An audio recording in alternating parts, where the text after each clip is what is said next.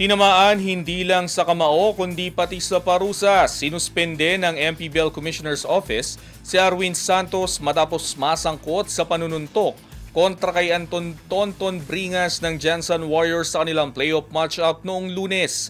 Hindi makakalaro sa do-or-die game ng Basilan si dating PBA MVP Arwin Santos matapos patawan ng 20,000 peso na multa at isang game suspension dahil sa insidente ng pananapak kay Anton Bringas sa 2025 MPBL South Division Quarterfinals. Ayon sa opisyal na anunsyo ng MPBL, epektibo agad ang suspensyon ni Santos sa susunod na laban ng Basilan kontra Jansan Warriors kung saan nakasalalay ang kanilang tsansa sa semifinals.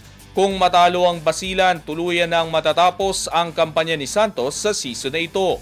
Matapos ang gulo, mapila ang asawa ni Bringas sa social media at hinihikayat ang liga na magpatupad ng aksyon matapos umanong maospital ang manlalaro dahil sa suntok.